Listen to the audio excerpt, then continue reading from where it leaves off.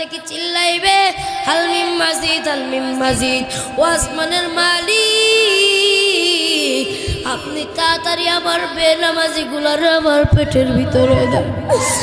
ও বান্দা, কত গুনাহ করলি, এই গুনাহ নিয়ে তুই কেমনে হাসরের ময়দানে দাঁড়াই? বান্দা, একটু মনে কি ভয় হয় না? হাসরের ময়দানে আমার আল্লাহ কি হিসাব নেবে? আমার আল্লাহ ডাকতে কয়, আমি আল্লাহ হাসরের ময়দানে সর্বপ্রথম তোর নামাজের হিসাব নেব। ও বান্দা, আমি আল্লাহ এত দয়ার হব,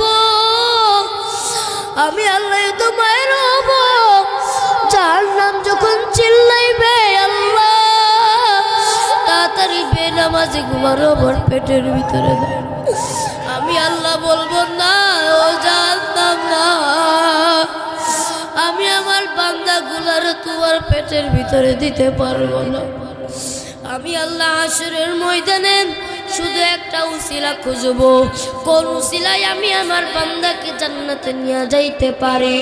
ও নবীর উম্মতরা, আশিকের দল, আমার মালিক ডাক দিয়া কয়, এই জন্যই তুমি 5 ওয়াক্ত নামাজ আদায় করো। নামাজ যদি আদায় না করতে পারো, আমার আল্লাহ কোনোদিনও তোমাকে জান্নাতে নিয়ে যাবে না। আমার আল্লাহ পাক রব্বুল আলামিন আমাদের সকলকে কবুল করে আনুক, সকলে বলে আমিন।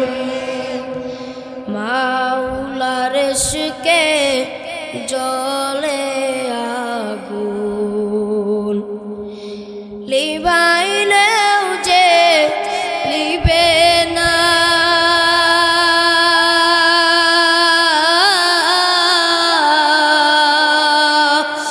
পুরে পুরে চাই গইল এই যে পাগলের ছিনায় রে, পুরে পুরে চাই গইল এই যে পাগলের চিনা। মাওলার ইশকে জ্বলে আগুন, লিভাইলেও যে লিবে না,